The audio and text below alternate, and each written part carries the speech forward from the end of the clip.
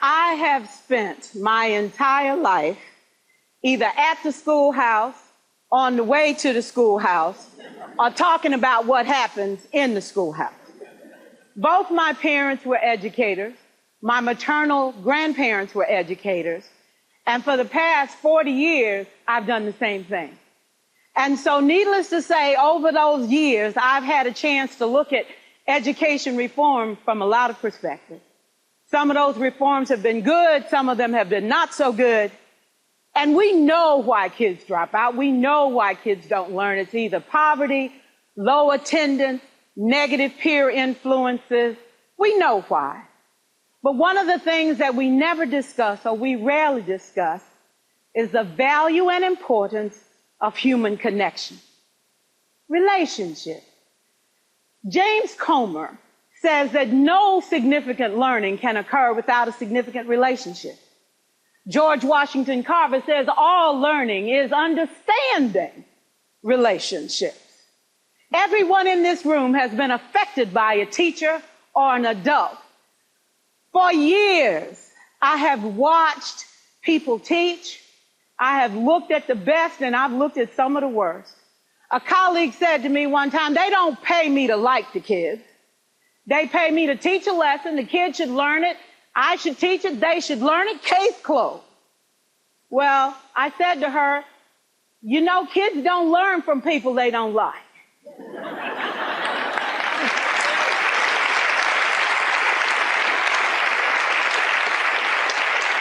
She said, that's just a bunch of hooey. And I said to her, well, your year is going to be long and arduous, dear. Needless to say, it was. Some people think that you can either have it in you to build a relationship or you don't. I think Stephen Covey had the right idea. He said you ought to just throw in a few simple things, like seeking first to understand as opposed to being understood. Simple things like apologizing. You ever thought about that? Tell a kid you're sorry, they're in shock. I taught a lesson once on ratios. I'm not real good with math, but I was working on it. And I got back and looked at that teacher edition. I taught the whole lesson wrong.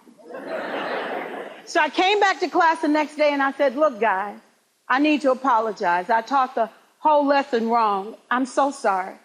I said, that's okay, Miss Pierson. You were so excited. We just let you go.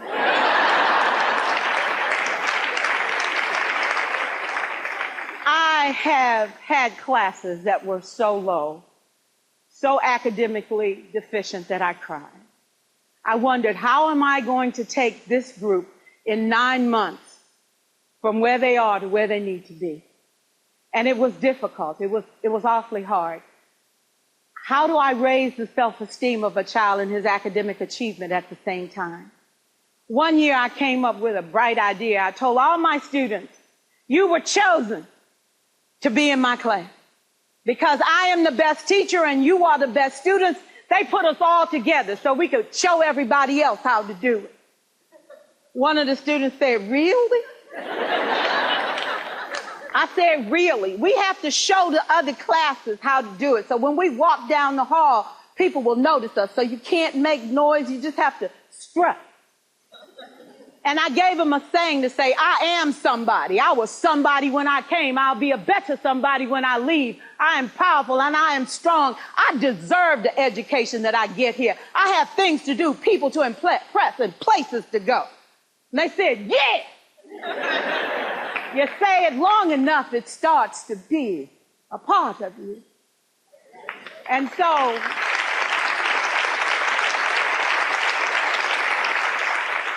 I gave a quiz, 20 questions. Student missed 18.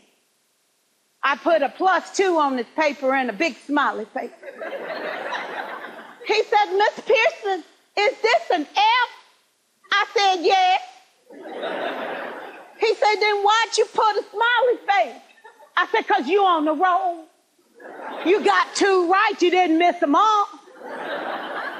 I said, and when we review this, won't you do better? He said, yes, ma'am, I can do better. You see, -18 sucks all the life out of you. +2 said, I ain't all bad.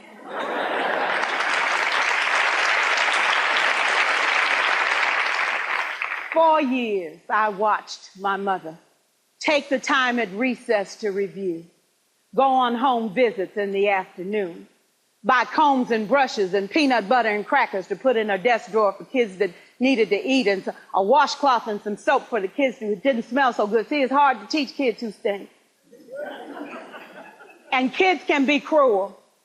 And so she kept those things in her desk, and years later, after she retired, I watched some of those same kids come through and say to her, you know, Miss Walker, you made a difference in my life.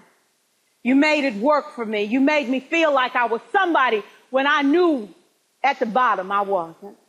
And I want you to just see what I've become. And when my mama died 2 years ago at 92, there were so many former students at her funeral. It brought tears to my eyes, not because she was gone, but because she left a legacy of relationships that could never disappear. Can we stand to have more relationships? Absolutely. Will you like all your children? Of course not. And you know your toughest kids are never absent. Never.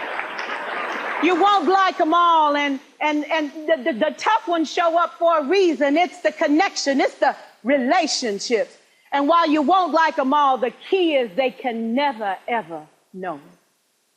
So teachers become great actors and great actresses, and we come to work when we don't feel like it, and we listen to policy that doesn't make sense, and we teach anyway. We teach anyway because that's what we do. Teaching and learning should bring joy. How powerful would our world be if we had kids who were not afraid to take risks, who were not afraid to think, and who had a champion? Every child deserves a champion, an adult who will never give up on them, who understands the power of connection and insists that they become the best that they can possibly be. Is this job tough? You betcha. Oh God, you betcha. But it is not impossible. We can do this. We're educators. We're born to make a difference. Thank you so much.